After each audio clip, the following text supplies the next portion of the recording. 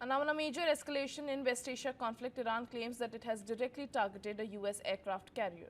Tehran says that it fired a volley of cruise missiles at the USS Abraham Lincoln. Iranian forces say they targeted the U.S. aircraft carrier USS Abraham Lincoln. That the United States has gone on to clarify and say that the carrier Abraham Lincoln is continuing operations. That's right. Remember that earlier Iran had claimed to have hit the USS carrier Abraham Lincoln.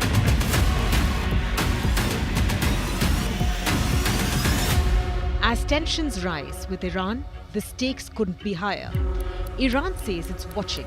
An Iranian Navy commander even warned. 0438 hours, Strait of Hormuz, T-minus 9 minutes until impact. One Qadr family ballistic missile. More than 5,000 sailors and aviators inside the crosshairs. Every second counts. This is the story of 9 minutes that were supposed to cripple a U.S. aircraft carrier, and instead became a ruthless demonstration of how modern naval war is really fought. The target is the USS Abraham Lincoln, CVN-72, a Nimitz-class supercarrier operating in the U.S. Fifth Fleet area of responsibility, where every mile of sea is strategic and every radar pulse matters. The Lincoln is not sailing alone. No carrier ever does. Around her, an outer ring of Arleigh Burke-class guided missile destroyers holds station with Aegis combat systems already awake, already scanning, already sharing every track in real time. Above her, an E-2D Advanced Hawkeye is orbiting in a lazy, almost peaceful pattern. On deck, carrier air wing fighters, Super Hornets, and in this scenario F-35CS, sit armed, fueled, and chained down against the warm Gulf wind.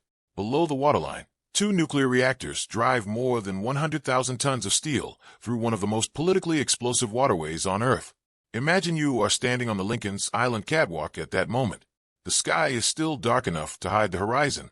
Tankers are moving east. The smell is jet fuel, salt, and hot metal. Somewhere below, cooks are serving breakfast. Somewhere above, a Hawkeye crew is watching 360 degrees of empty air. It does not feel like the beginning of a missile attack. It feels routine. That's the dangerous part, because the Strait of Hormuz is never just water. It is leverage. It is pressure. It is a choke point through which a massive share of the world's seaborne energy traffic still moves. Every American carrier that passes through it is not just a ship. It is a strategic message. And in this fictional scenario, Tehran decides that message has gone far enough. The weapon selected is a Qadr family medium-range ballistic missile, sometimes rendered in outside references as Al-Qadr, a real Iranian missile type with liquid fuel propulsion, a range measured in the high hundreds to nearly 2,000 kilometers, depending on variant, and a reputation built on threatening strategic land targets at speed. That last detail matters. Fixed targets, air bases, infrastructure, cities, not a moving carrier strike group changing course and speed in a cluttered maritime environment. But the political logic inside Tehran does not care about engineering nuance. It cares about symbolism. The calculation is brutally simple. One heavy warhead on an American flight deck, one crater, one burning aircraft elevator, one image of smoke pouring from a U.S. carrier in the Strait of Hormuz. That image would travel further than the missile itself. It would tell every regional capital that carriers can bleed. It would tell domestic audiences that Iran can hit back. It would tell oil markets that no passage in the Gulf is safe if Tehran chooses otherwise. And so the order is given. The launch crew is operating from inland terrain northwest of Bandar Abbas, where hardened shelters, fueling vehicles, and a transporter erector launcher have spent hours preparing the missile. That right there is the flaw in the plan. Liquid-fueled ballistic missiles are dangerous. They are also cumbersome. They need time, convoys, heat signatures, support trucks, movement, communication, everything you would avoid if you were trying to hide from a surveillance architecture built specifically to watch missile forces. What they did not account for was how many eyes were already on them. Hours before the launch, infrared missile warning satellites had already noticed abnormal heat activity around the launch zone. Signals intelligence had already logged a burst of encrypted traffic between the local missile brigade and an operations node near Bandar Abbas. A US MQ-4C Triton, flying outside Iranian airspace, had already correlated vehicle movement patterns around the site, and aboard the Lincoln, that information had already moved through the strike group's network, quietly, professionally, without drama. While Tehran believed it was preparing a surprise, the carrier group was already building the file. There's a problem with their plan, and it is lethal. To hit a carrier at sea with a ballistic missile, you do not just need a launch. You need a valid moving target solution. You need to know where the ship will be minutes later, not where it is now. You need to account for course changes, speed changes, electronic warfare, and a layered defense network built precisely to punish ballistic trajectories. Tehran believes one missile, fired fast enough and from deep enough inland, can outrun that complexity. It believes speed alone can close the gap. But while Tehran believes the missile is the predator, the Lincoln's defensive architecture is already stalking it before it ever leaves the launcher. At 0438:41, the Qadr ignites. The boost plume is violent. A pillar of orange-white exhaust punches out of the dark Iranian interior, and within seconds that heat bloom is picked up by space-based infrared warning sensors. The alert does not crawl through a bureaucracy. It detonates through a network. Combat systems aboard the nearest Aegis destroyer receive the cue almost instantly. The Hawkeye pivots its attention. The Lincoln's Combat Information Center shifts from routine posture to full engagement mode in under half a minute. General quarters sounds through the ship, not as panic, but as choreography.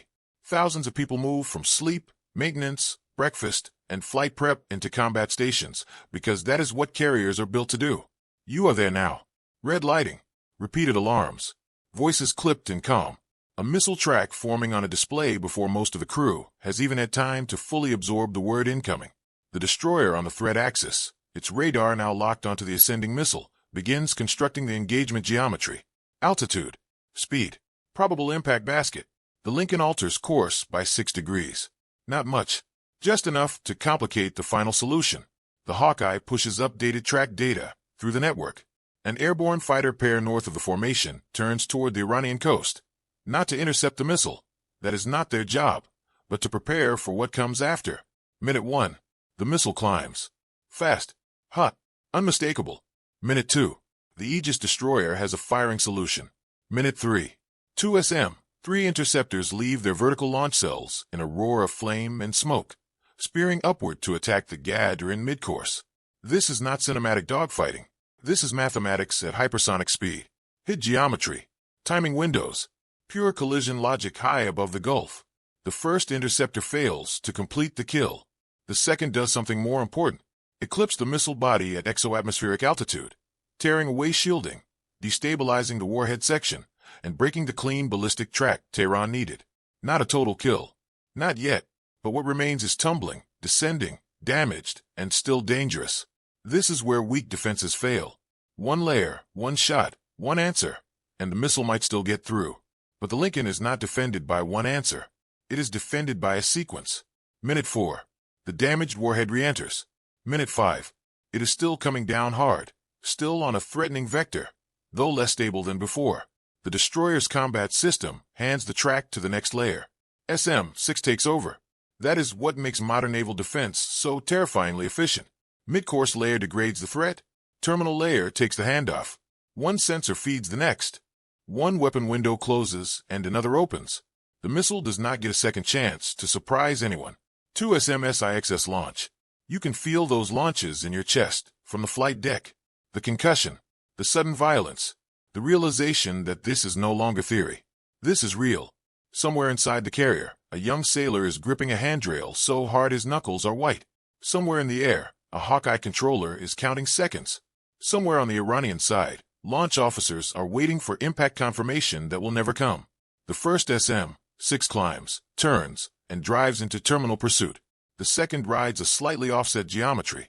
The descending warhead, unstable, hot, shedding pieces, is now lower than the first engagement layer, and entering the envelope the terminal defense was built to own. At 0446:57, the first SM-6 detonates close enough to shred the warhead body. At 0447:02, the second passes through the debris cloud and confirms the kill. What falls into the water is not a strike package. It is scrap, metal, burning fragments, pieces of a strategic message breaking apart over the Strait of Hormuz. The nearest debris splashes down miles off the Lincoln's port quarter. No hit, no crater, no flames on the flight deck, no viral victory for Tehran. But that is not the thing that shocks the world, because at 0447:05, 9 minutes from initial alert to confirmed kill, the response is already in motion. Not debated, not delayed, already moving. This is the part most people misunderstand about carrier warfare. The defense is not the end of the story. It is the opening act. Once attribution is clear, Once the launch site is confirmed, once the strike group knows who fired and from where, the question is no longer can we survive this. The question is how much of the enemy's launch chain still exists 10 minutes from now. 2 F-35CS already airborne push inland at low observable profile, carrying targeting updates from the Hawkeye and the strike group network. An EA-18G Growler launches and begins climbing to suppress Iranian coastal radar coverage. The destroyers align Tomahawk strike packages, not on vague regional coordinates, but on the exact launch ecosystem. The transporter erector launcher site, the fueling trucks, the command van, the communications bunker, and the radar relay that fed the target queue. This is where the phrase systematic erasure becomes real. At 0448, the first Tomahawks launch. At 0450, Super Hornets are airborne. At 0452, the Growler is already pushing jamming effects against coastal surveillance radars, still trying to understand why their missile never reported terminal impact. The launch crew that fired the Qadr has almost no time to relocate. Liquid fuel launch operations leave a footprint: vehicles, hoses, support gear, thermal residue, communications emissions. You do not just fire and vanish. Not under this much surveillance. Not against a carrier group already oriented toward retaliation. The first Tomahawk reaches the launch area, while the tail is still attempting to displace. The warhead lands just behind the cab, flipping the launcher, tearing through the support convoy, and igniting remaining fuel and oxidizer in a white-hot flash visible for miles. Seconds later, a second Tomahawk collapses the communications node coordinating the missile brigade. A third destroys the field operations bunker. Dams from incoming Super Hornets finish the radar relay site. The Growler's jamming isolates everything else. 9 minutes to survive the missile. Minutes more to begin removing the people and machines who launched it. Not a battle. Not a warning shot. A purge. From Tehran's perspective, the operation was supposed to be a calculated demonstration. Fire one missile. Show reach. Survive the political shockwave.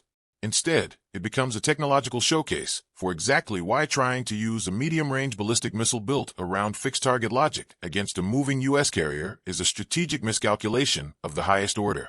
And there's one more twist. The Qadr strike was meant to force the Lincoln backward, out of the strait, into a defensive posture. It achieves the opposite. Within an hour of the failed attack and the retaliatory strike, the carrier strike group resumes transit with air operations continuing.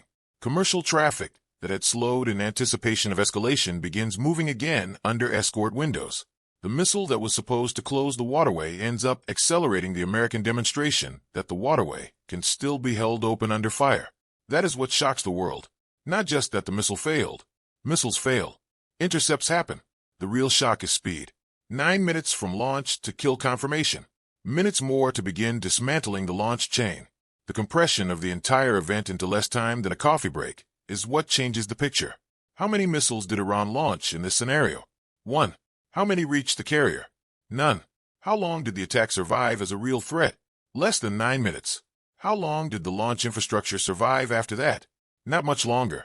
The ratio tells its own story. Their single ballistic strike met a layered shield of satellites, Hawkeye battle management, Aegis computation, midcourse interception, terminal defense, and then a carrier air wing and Tomahawk response package that multiplied the cost of that decision almost instantly. There is a lesson here, and it is not just about American technology. It is about doctrine. Iran's missile force is real. Its ballistic inventory is real. Its regional reach is real.